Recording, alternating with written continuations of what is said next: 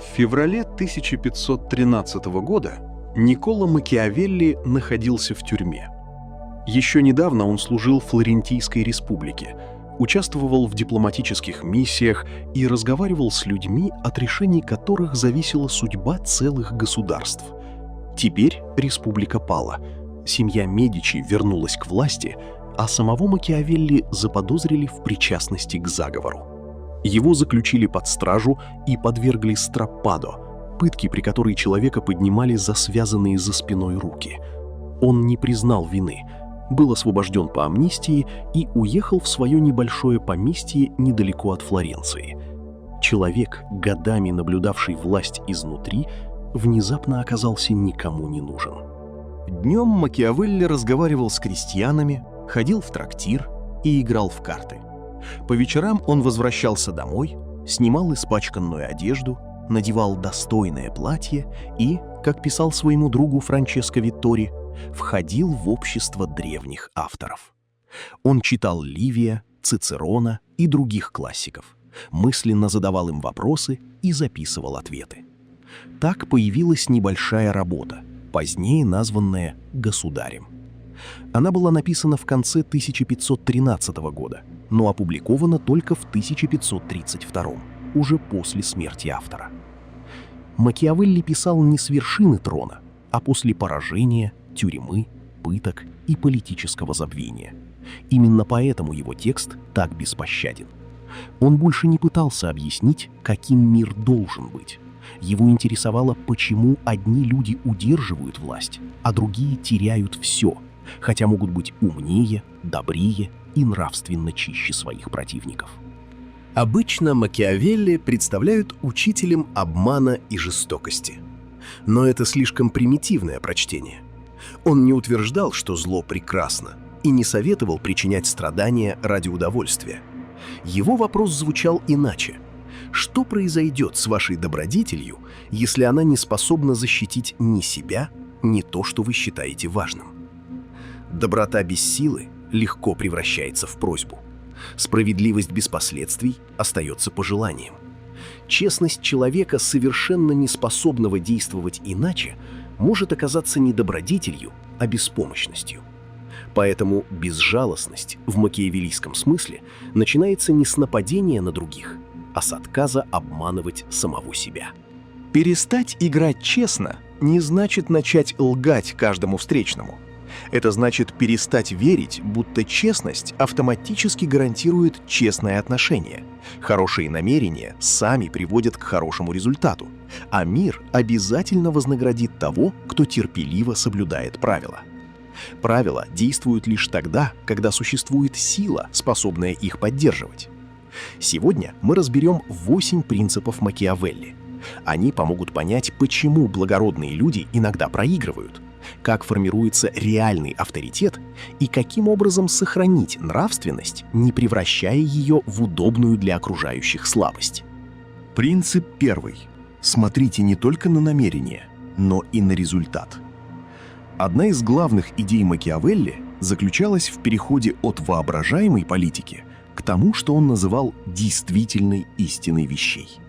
До него трактаты для правителей часто описывали идеального государя – справедливого, щедрого, милосердного, благочестивого и верного своему слову. Предполагалось, что добрый правитель естественным образом создаст хорошее государство. Макиавелли возражал не потому, что презирал добродетель, а потому, что видел – нравственное намерение еще не гарантирует нравственного результата. Можно быть щедрым и разорить казну, проявлять милосердие и позволить безнаказанности разрушить порядок, стремиться к миру и собственной слабостью убедить противника начать войну. Можно всегда держать слово и стать игрушкой в руках тех, кто никаких обещаний соблюдать не собирается. В 15 главе «Государя» появляется мысль, возмущавшая читателей на протяжении 5 столетий. Человек, желающий оставаться добрым среди тех, кто добром не связан, рискует погибнуть. Поэтому правителю необходимо приобрести способность не быть добрым, когда того требует необходимость. Ключевое слово здесь «способность». Речь идет не о привычке причинять зло и не о постоянном разрешении на жестокость. Человек должен уметь поступать хорошо, когда это возможно, но не становиться заложником собственного образа, если обстоятельства требуют твердости. Он не обязан быть злым, однако обязан уметь защищать то, за что несет ответственность. Внешне слабость и добродетель могут выглядеть одинаково. Один человек говорит правду, потому что сознательно считает ее правильной, хотя способен выбрать более выгодную ложь. Другой говорит правду лишь потому, что боится последствий обмана. Один прощает после трезвой оценки ситуации, другой — потому что не способен применить последствия. В первом случае перед нами выбор, во втором — отсутствие выбора, прикрытое красивыми словами. Именно поэтому настоящая безжалостность начинается с сурового отношения к собственным оправданиям. Человек может называть себя терпеливым, хотя на деле боится обозначить границу, считать себя миролюбивым, хотя просто не выдерживает чужого недовольства, заявлять, что ему не нужен статус, хотя когда-то он не получил признания и теперь выдает разочарование за философию. Макиавелли заставляет отделить благородный мотив от удобной легенды о себе. Он спрашивает не только о том, что вы хотели сделать, но и о том, что в действительности произошло. Если вы годами помогаете человеку, а он становится лишь более требовательным, ваши намерения не меняют созданную систему. Если вы постоянно объясняете коллеге, что с вами нельзя обращаться неуважительно, но не меняете условия общения, ваше объяснение становится частью ритуала, который позволяет ему продолжать. Если вы обещаете уйти после следующего нарушения, но каждый раз остаетесь, окружающие учатся воспринимать ваши слова как эмоциональный шум. Результат не является единственным нравственным критерием. Однако человек, полностью его игнорирующий, постепенно становится инструментом тех, кто умеет считать последствия. Поэтому важно спрашивать не только, правильно ли вы поступили, но и какое поведение ваш поступок сделал выгодным, допустимым или повторяемым.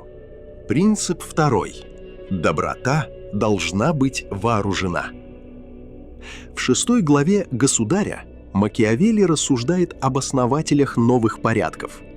Человек, пытающийся изменить существующую систему, неизбежно сталкивается с сопротивлением тех, кому старый порядок приносил выгоду. Потенциальные сторонники перемен помогают осторожно, поскольку прежние преимущества уже реальны, а будущие существуют только в обещаниях. Отсюда появляется знаменитое различие между вооруженными и невооруженными пророками. В качестве близкого исторического примера Макиавелли имел в виду Джироламо Савонаролу, флорентийского проповедника, который приобрел огромное влияние, но не сумел создать устойчивые институты, способные сохранить новый порядок. Когда вера сторонников ослабла, у него не осталось средств удержать созданную систему, и в 1498 году он был казнен. Слова способны убедить людей начать движение. Но одних слов редко достаточно, чтобы движение пережило сопротивление. В современной жизни оружием становится все, что превращает намерение в реальность. Компетентность, ресурсы, финансовая независимость, репутация, поддержка союзников, документированные договоренности и реальная возможность прекратить невыгодное сотрудничество. Представьте человека, который постоянно требует уважения, но полностью зависит от одобрения окружающих. Он просит относиться к нему серьезно, однако отказывается от своих условий при первом недовольстве собеседника. Его слова не вооружены. Другой может говорить спокойно, не повышать голос и никому не угрожать. Но окружающие знают, что при нарушении договоренности он изменит условия, прекратит сотрудничество или уйдет. Его слова имеют вес, потому что за ними существует действие. В этом и заключается разница между агрессией и силой. Агрессивный человек демонстрирует эмоции, часто пытаясь скрыть отсутствие реальных рычагов. Сильному не нужно кричать. Он заранее выстроил положение, в котором его решение нельзя бесконечно игнорировать. Поэтому доброта должна быть не только искренней, но и защищенной. Щедрость без меры воспитывает требовательность. Прощение без изменения условий приглашает к повторению нарушения, а постоянная доступность обесценивает ваше время. Открытость также требует отбора, иначе личная жизнь быстро превращается в общественную собственность. Это не призыв стать холодным. Речь идет о том, чтобы не раздавать ограниченные ресурсы так, будто они бесконечны. Добрый человек без границ не обязательно делает окружающих добрее. Иногда он лишь создает удобную среду для чужого эгоизма. Вооруженная доброта отличается тем, что помощь остается выбором, а не обязанностью, навязанной страхом отказать. Принцип третий. Лучше внушать опасения, чем выпрашивать любовь. Самая известная мысль Макиавелли звучит так: если невозможно одновременно быть любимым и внушать страх, безопаснее выбрать страх. Эту фразу почти всегда вырывают из контекста. Автор немедленно добавляет важнейшее ограничение: государь обязан избегать ненависти.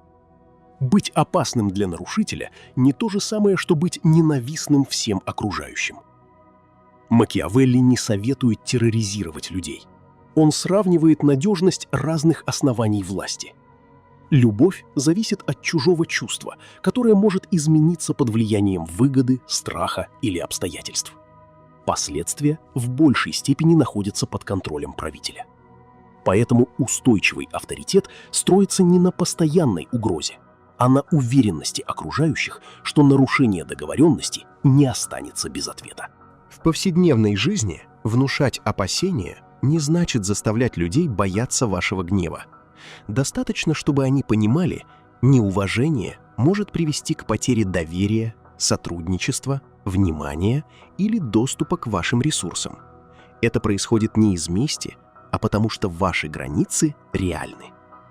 Если знакомый один раз опоздал на встречу, вы можете допустить случайность.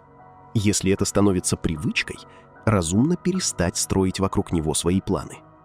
При единичной задержке оплаты стоит выяснить причину, но систематические задержки оправдывают переход на предоплату или прекращение сотрудничества. Неуважительная шутка сначала требует ясного замечания, а ее повторение – изменение дистанции. Вам не нужно устраивать публичную казнь, кричать или собирать коалицию против человека. Вы просто перестаете предоставлять прежние преимущества тому, кто нарушает условия. Так возникает авторитет без ненависти. Окружающие знают, что вы не наказываете произвольно, но и не будете бесконечно терпеть. Тиран заставляет всех гадать, за что он разгневается сегодня. Авторитетный человек делает правила понятными. Первого боятся и ненавидят, со вторым могут спорить, но его воспринимают всерьез.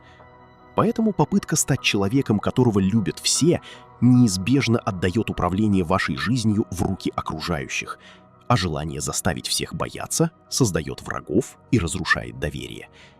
Гораздо разумнее, чтобы рядом с вами было спокойно при соблюдении договоренностей и невыгодно при систематическом нарушении границ. Принцип четвертый. Будьте одновременно львом и лисицей. Макиавелли пишет, что правителю необходимо уметь действовать двумя способами: посредством закона, как человек, и посредством силы, как зверь. Однако одной звериной силы недостаточно. Государь должен соединять качества льва и лисицы. Лев отпугивает волков, но не замечает капканов. Лисица видит ловушки, но не способна защититься от волков. Тот, кто использует только один способ, остается уязвимым. Лев олицетворяет открытую силу, а лисица – понимание мотивов, обстоятельств и скрытых интересов. Наивный человек предпочитает один образ. Кто-то гордится своей прямотой, немедленно раскрывает намерения, сообщает все, что думает, и входит в любой конфликт в лоб, полагая, что хитрость ниже его достоинства. Но прямолинейность без наблюдательности делает человека предсказуемым. Другие пытаются быть исключительно хитрыми, избегают прямой позиции, говорят намеками, манипулируют впечатлением и хотят победить без открытой ответственности. Однако хитрость без силы быстро разоблачается.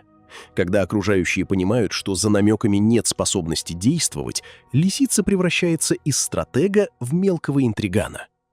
Макиавелли предлагает соединить наблюдение и действие.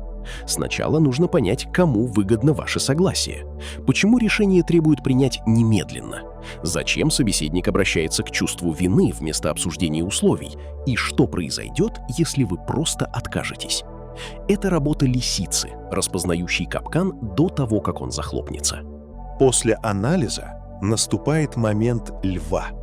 Назвать свою цену, отказаться от невыгодного предложения, зафиксировать договоренность письменно, прекратить оправдываться или выйти из разрушительной ситуации. Многие терпят поражение не из-за нехватки интеллекта. Они либо не замечают игру, либо все понимают, но не решаются сделать выводы. Человек может видеть, что им пользуются, и продолжать предоставлять доступ. Замечать ложь и делать вид, будто поверил, лишь бы избежать разговора. Понимать невыгодность предложения и соглашаться из страха показаться трудным. Лисица в нем уже распознала ситуацию, но лев так и не появился. Безжалостность здесь состоит в отказе придавать собственное понимание ради нескольких минут социального комфорта. При этом постоянная подозрительность не превращает человека в стратега, а делает его тревожным и неспособным к близости. Разумнее доверять постепенно, наблюдать внимательно и не создавать положение, в котором единственным основанием вашей безопасности становится чужая добросовестность. Принцип 5. Не угрожайте, действуйте. В «Государе» есть две особенно жестокие формулировки. Первая утверждает, что людей следует либо хорошо обходить, либо сокрушать, поскольку за малую обиду они способны отомстить, а за большую — нет. Вторая советует суровые меры осуществлять сразу, а благодеяние распределять постепенно. Эти фразы требуют контекста. Первая появляется в рассуждении о контроле над завоеванными территориями. Вторая — при анализе того, как новый режим стабилизирует власть. Макиавелли не писал руководство по семейным ссорам и не советовал уничтожать коллегу из-за неприятной шутки. Но под политической жестокостью находится применимый принцип. Слабые, растянутые и непоследовательные действия часто создают больше озлобления, чем одно ясное решение. Руководитель, который каждый месяц угрожает сотруднику увольнением и ничего не предпринимает, не укрепляет дисциплину, а превращает угрозу в фоновый шум. Человек, постоянно напоминающий партнеру о старых обидах, но не способный ни восстановить доверие, ни завершить отношения, не решает конфликт, а распределяет наказание маленькими порциями. Знакомый, который после каждого нарушения обещает больше никогда не помогать, но снова помогает, обучает окружающих считать его слова выражением настроения, а не описанием будущего действия. Настоящий авторитет редко угрожает. Человек сначала выясняет факты, затем принимает решение и спокойно его осуществляет. Одна ясная граница сильнее 10 эмоциональных предупреждений. Решительность нельзя путать с несоразмерной местью. Публичное унижение, попытка настроить против человека окружение или разрушить его положение ради демонстрации силы могут создать не уважение, а ответную коалицию и репутацию опасного интригана. Сильному не требуется уничтожать чужую жизнь, чтобы доказать наличие границ. Последствие должно защищать вас, а не удовлетворять жажду причинить боль. Если человек ненадежен, разумно перестать на него полагаться. Если он не уважает ваше время, сократить доступ к этому времени. Если раскрывает доверенные сведения, больше не давать ему новые. Если сотрудничество систематически разрушительно, завершить его. Ваша задача не в том, чтобы сделать нарушителю как можно больнее, а в том, чтобы перестать участвовать в системе, где пренебрежение вашими интересами остается выгодным. Так выглядит безжалостность без жестокости. Она не требует громких сцен. Она требует, чтобы ваши слова и действия перестали противоречить друг другу.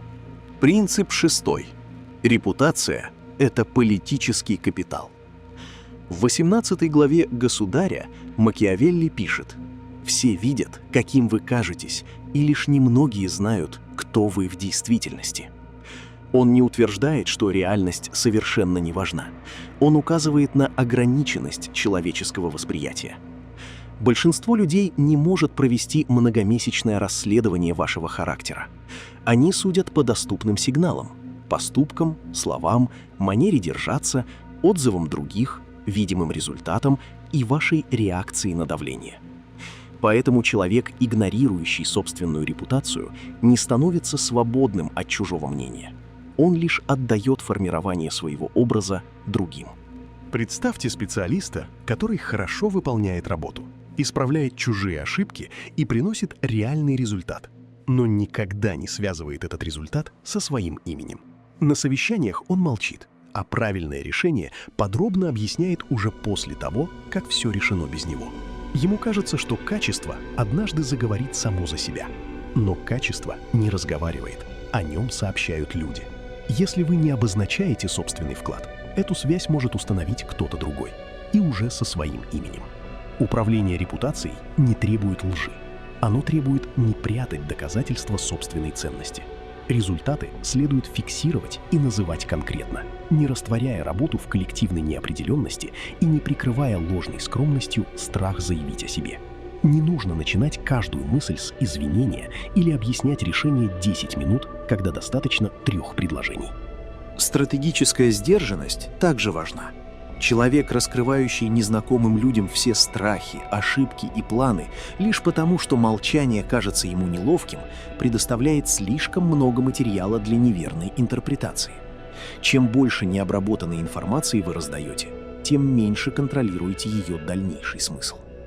Репутация формируется не только победами, но и поведением после неудачи. Один человек обвиняет обстоятельства, коллег и несправедливость мира. Другой признает конкретную ошибку, исправляет последствия и меняет систему, позволившую ей произойти. Первый пытается спасти образ и разрушает доверие. Второй допускает временный удар по образу, но укрепляет репутацию. Управление восприятием не означает создание искусственного персонажа. Такой образ слишком дорог в обслуживании. Он требует постоянной лжи и рано или поздно рушится под весом несоответствий. Намного эффективней сделать реальные достоинства видимыми, границы понятными, а обещания редкими и надежными. Человек с сильной репутацией не убеждает каждого встречного в собственной значимости. Его прошлые действия сокращают количество необходимых объяснений. Принцип 7. Не полагайтесь на чужое оружие. Значительная часть «Государя» посвящена армии. Современному читателю эти главы могут казаться устаревшими, но для Макиавелли они были центральными. Итальянские государства широко использовали наемников и вспомогательные войска, и он считал такую зависимость одной из причин политической слабости Италии. Наемные силы служат ради платы, а не ради вашего дела. В мирное время они могут обременять нанимателя, а в момент реальной опасности отступить или перейти к тому, кто предложит больше. Вспомогательная армия, предоставленная другим государем, еще опаснее. Если она проиграет, вы потерпите поражение, а если победит, окажетесь в ее власти. Поэтому устойчивое государство должно опираться прежде всего на собственные силы. Для отдельного человека это один из самых важных уроков Макиавелли. Чужое оружие – любой ресурс, которым вы пользуетесь, но не управляете. Статус, существующий только благодаря должности. Доход, полностью зависящий от одного клиента. Репутация, полученная исключительно через более влиятельного партнера. Аудитория, доступ к которой контролирует одна платформа. Компетентность, имеющая ценность лишь внутри одной организации. Пока обстоятельства благоприятны, заемная сила кажется вашей. При первом конфликте выясняется, кому она принадлежала на самом деле. Это не означает, что нужно отказаться от работодателей, союзников, инвесторов или платформ. Проблема начинается тогда, когда союз заменяет собственное основание. Своим оружием становятся переносимые навыки, запас ресурсов, прямые отношения с людьми, документированные результаты, несколько источников возможностей и репутация, не исчезающая вместе с текущим титулом. Чем меньше ваша жизнь зависит от произвольного решения одного человека, тем меньше вам приходится льстить, терпеть унизительные условия или изображать согласие. Здесь раскрывается более глубокий смысл власти. Она заключается не только в способности заставить других делать то, что вы хотите, но и в возможности не делать того, чего требуют от вас. Человек, который не способен уйти, ведет переговоры лишь формально. В действительности он просит более сильную сторону проявить милость.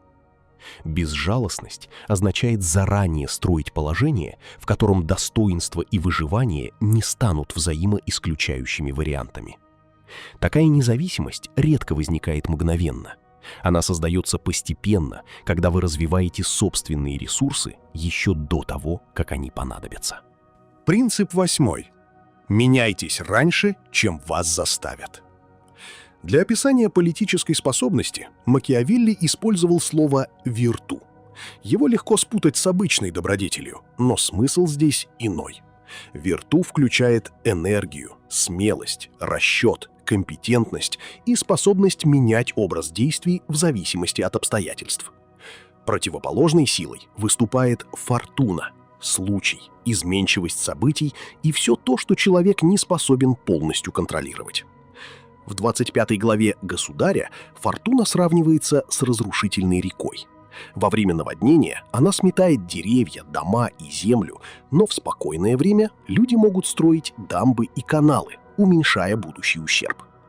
Макиавелли допускает, что фортуна управляет примерно половиной человеческих действий, оставляя другую половину инициативе.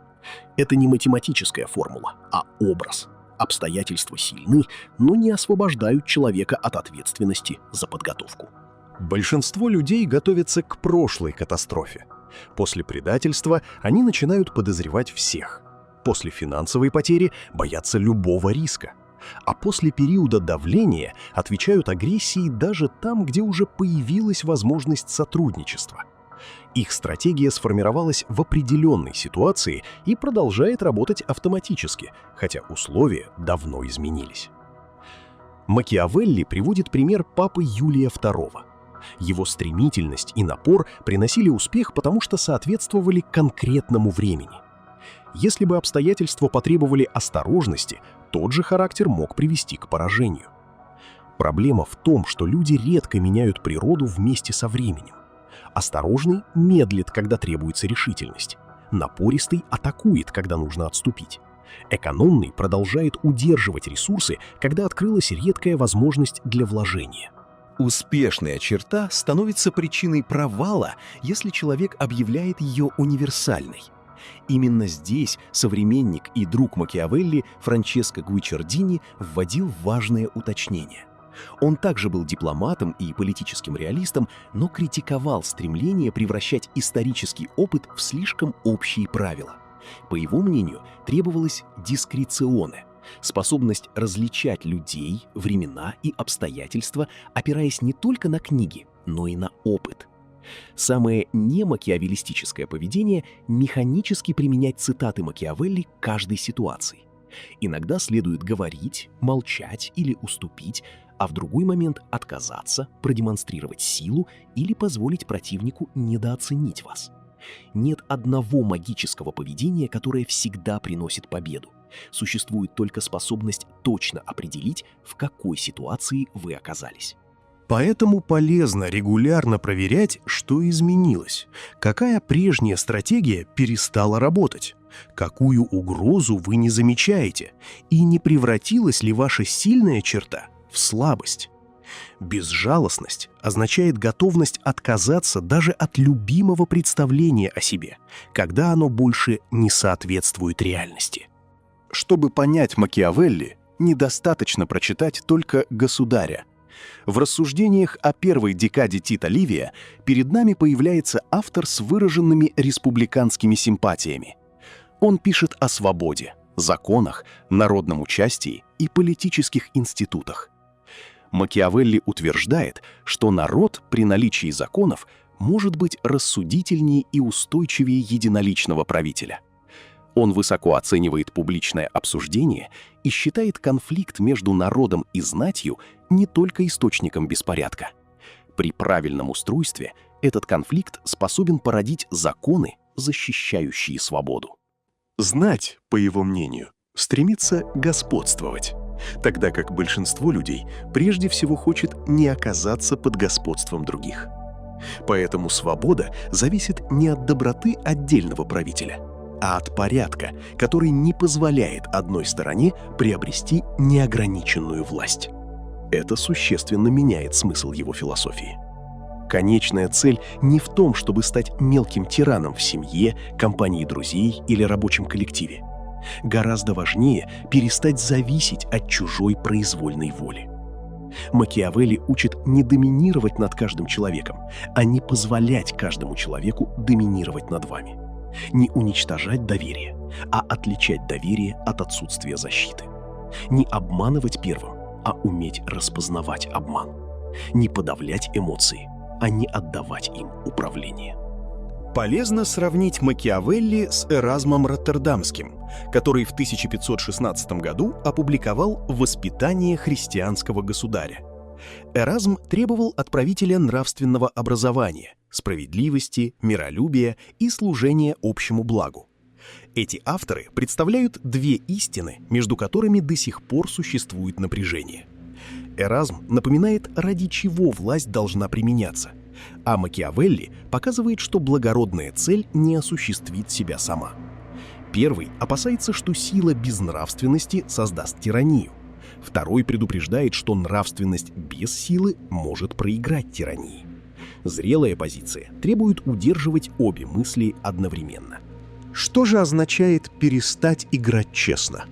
Это не призыв лгать, предавать друзей, унижать слабых или превращать отношения в непрерывную борьбу за господство. Речь идет об отказе верить, будто сама честность гарантирует честное отношение. Хорошее намерение уже является завершенным поступком, а доверие освобождает вас от необходимости думать о последствиях. Не нужно становиться хуже тех, кто действует против вас. Нужно сделать собственную добродетель, способной выжить в столкновении с реальностью. Щедрость должна оставаться выбором, а не навязанной обязанностью. Честность не требует сообщать противнику все, что он способен использовать. Милосердие не должно превращать безнаказанность в постоянное правило. Сотрудничество остается свободным только тогда, когда вы сохраняете возможность уйти. Макиавелли просит видеть действительную истину вещей. Мир не всегда справедлив. Люди не обязательно отвечают добром на добро. Компетентность не гарантирует признание, а ложь иногда выигрывает первое столкновение. Однако из этого не следует, что зло неизбежно сильнее. Из этого следует, что нравственная позиция нуждается в форме, границах, ресурсах и способности действовать. Будьте лисицей, чтобы замечать капканы, и львом, чтобы не прожить жизнь в постоянном отступлении. Сохраняйте достаточно разума, чтобы понимать, иногда наибольшая сила проявляется не в нападении, а в отказе участвовать в чужой игре. Настоящая безжалостность направлена не против людей, а против самообмана, зависимости, нерешительности и страха потерять чужое одобрение. Человек, не способный выдержать недовольство окружающих, никогда полностью не принадлежит самому себе. В конечном счете, Макиавелли задает один вопрос: на что вы сможете опереться, когда фортуна отвернется, обещания будут нарушены, а чужая добродетель окажется красивой видимостью? Если ответ состоит только из надежды и хороших намерений, вы все еще играете безоружным. Но когда у вас есть собственные навыки, границы, репутация, союзники, ресурсы и способность действовать, честность перестает быть слабостью. Она становится выбором сильного человека.